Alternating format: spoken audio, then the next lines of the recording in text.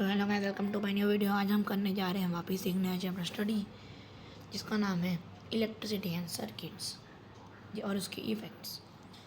तो चलो इस चैप्टर को शुरू करते हैं। तो you might have tried the game. इसमें मैं ज़्यादा कुछ नहीं, बस अब तो इसके पहले आप लोगों ने जब पढ़ा होगा क्लास 6 में कि हम जब इलेक्ट्रिसिटी को हम यूज़ करते हैं बहुत से अपनी इलेक्ट्रिकल अप्लायंसेस में,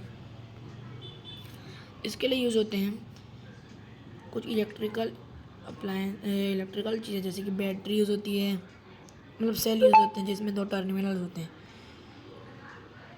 ये मैं आपको बताता हूँ। ये जो है यहाँ होता है एक पॉजिटिव होता है, यहाँ पे होता है नेगेटिव, जो कि जाता है और जाके यहाँ पे बल्ब की एक टर्मिनल से कनेक्ट होता है और जाके एक तरह दूसरा वाला दूसरे से। और यहाँ जैसे कि आप देख सकते हैं पिन लगी हुई है, ये है एक गुड कंडक्टर है, तो इसको यहाँ पे यूज़ किया गया स्विच की वजह से, जिसके बारे में आगे पढ़ेंगे। तो चलते हैं आगे टॉपिक्स पे। और यहाँ पे कुछ सिंबल्स यूज़ किए गए हैं ताकि हमें ये जो सर्किट डायग्राम है ये सब बनाने से अच्छा हम सीधा से ये बना सके। ये है एक सर्किट डायग्राम, इसको हम देखेंगे। इसके पहले देखते हैं कुछ सिंबल्स। पहला है हम लोग का इलेक्ट्रिक सेल, उसका सिंबल आता है ये एक माइनस, मतलब ये माइनस और ये बड़ा वाला प्लस। ये बुक में है जो ना, ये कॉम्प्लिकेटेड है, लेकिन आपको ऐसे सीखना है। थोड़ा एक छोटा वाला माइनस और बड़ा वाला प्लस। तो इससे हम बना सकते हैं अपना बैटरी। ये दे सकते हैं बैटरी, प्लस माइनस। हम प्लस को माइनस जोड़ेंगे, माइनस प्लस जोड़ने से एक सर्किट बनता है। तो ये माइनस और प्लस जोड़ दिए तो ये दोनों जुड़ गए। अब यहाँ से एक पॉजिटिव जाएगा, यहाँ से नेगेटिव जाएगा, जो कि बन जाएगा एक बैटरी। हम लोग बैटरी बोलते हैं, लेकिन वो बैटरी ऐसा नहीं होता। जब कोई 2 सेल के कॉम्बिनेशन को बैटरी बोलते हैं, तो उसका सिंबल होता है एक माइनस प्लस। इससे ऐसे ही आप बहुत सारे बना सकते हैं, बस आपको एक बैटरी बनानी है। फिर आता है हमारा बल्ब, जिसमें होते हैं 2 टर्मिनल्स, एक यहाँ होता है, एक यहाँ होता है और होता है एक यहाँ ऊपर में। इसका एक ऐसे बनता है, हाँ। तो बल्ब का बनता है ऐसे, एक लाइन ये होता है एक वायर, ये होता है एक वायर। फिर यहाँ से आपको ऐसे लेना, बीच में ऐसे, फिर ऐसे एक गोल। ये बन गया अपना बल्ब। इसका यूज़ आप बना देते हैं, जैसे बहुत सारे सर्किट डायग्राम होते हैं, लेकिन हम पहले यूज़ करते हैं। फिर आता है अपना स्विच होता है। स्विच ऐसा होता है, जैसे मान के चलो मैंने अपने घर में एक एसी लगवाया, ये एसी लगवाया,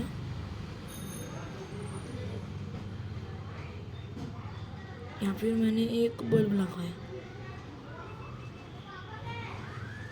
ये मैंने बल्ब लगवा दिया, तो इससे मैंने कनेक्ट कर दिया एक सेल को। अब यहाँ बीच में मुझे इसको ऑन ऑफ करने के लिए बार बार सेल को निकालना पड़ता है। इससे अच्छा यहाँ पे एक स्विच लगा दूँगा ऐसा।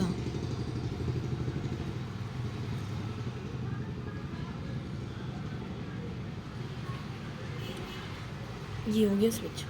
इसका यूज़ कर सकता हूँ मैं कभी भी इस सर्किट को ऑफ करने के लिए या फिर चालू करने के लिए। तो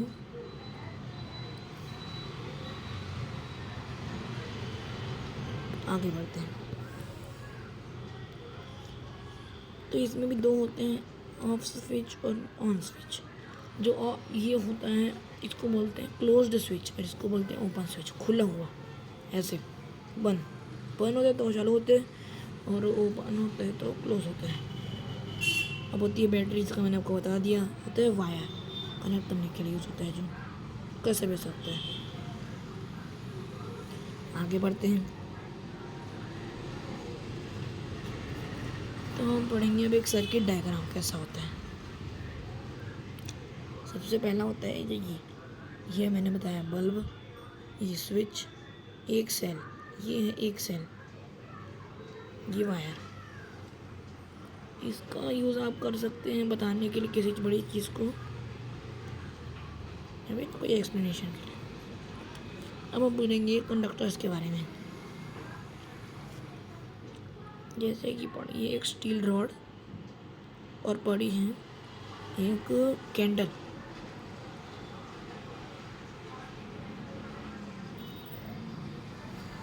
ये जलेगी, स्टील रॉड गर्म हो जाएगा और उससे हीट कंडक्ट होती है। आपने ये पढ़ा होगा।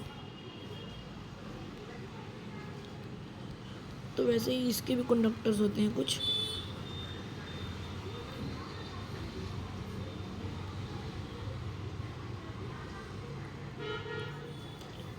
तो जैसे कि आप जानते होंगे कि कॉपर वायर है जो बहुत अच्छा कंडक्टर होता है। जैसे आप देखेंगे आपके कॉपर वायर के जो कॉपर जो घर में वायर होते हैं वो कॉपर का होता है और एल्यूमिनियम का होता है, जो कि बहुत अच्छे से हीट कंडक्ट करता है।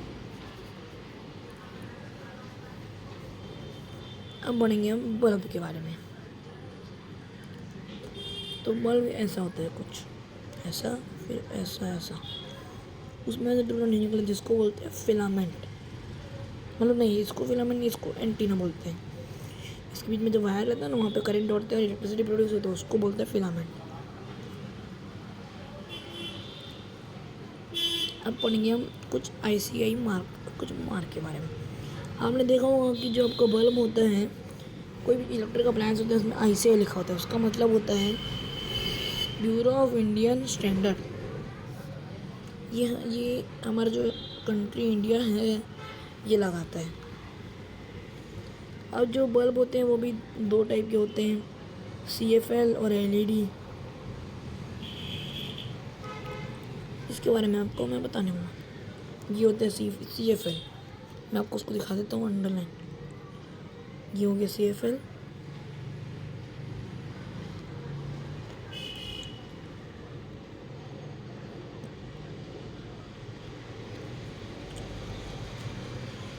तो ये होता है CFL, और मतलब ये होता है CFL और ये होती है LED। CFL होता है कॉम्पैक्ट फ्लोरोसेंट लैंप्स, जो ज़्यादा अच्छा नहीं होता, लेकिन जो LED होती है बहुत अच्छी है क्योंकि उसके अंदर है। और अब पढ़ेंगे इस चैप्टर का मेन टॉपिक जो कि है फ्यूज।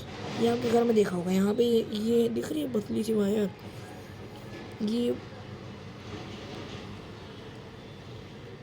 ये बहुत लो मेल्टिंग पॉइंट होती है।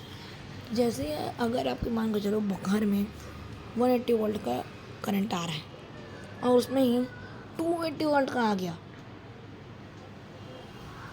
तो उसको बचाने के लिए आपको इलेक्ट्रिक अप्लायंसेस को, तो ये फ्यूज़ का जो वायर होता है ना, ये टूट जाता है बीच से, मेल्ट हो जाता है क्योंकि लो मेल्टिंग पॉइंट का होता है। और जो वो रहते हैं इलेक्ट्रिक अप्लायंस, वो जलने से बच जाता है। फिर पढ़ेंगे MCB के बारे में। MCB ना एक टाइप का वही है, ब्रेकर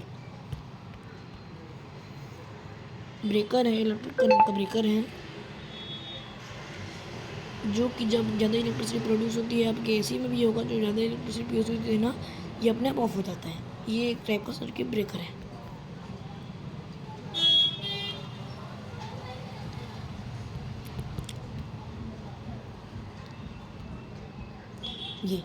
ये वो इंसान है जिसने पहली बार ऑब्ज़र्व किया था कि जब किसी स्टील चीज़ के ऊपर कॉपर को ना लपेट कर उसमें इलेक्ट्रिसिटी पास की जाती है, तो वो एक मैग्नेट बन जाता है, जिसको बोलते हैं इलेक्ट्रोमैग्नेट। इंसान का नाम था हैंस क्रिश्चियन ऑयस्टर। तो आप देख सकते हैं ये नील के ऊपर है, एक कॉपर है, एक स्विच है और एक सेल है। इससे ये बन गया इलेक्ट्रोमैग्नेट। अब हम पढ़ेंगे बेल के बारे में। इसका ना ये एक आंसर भी है।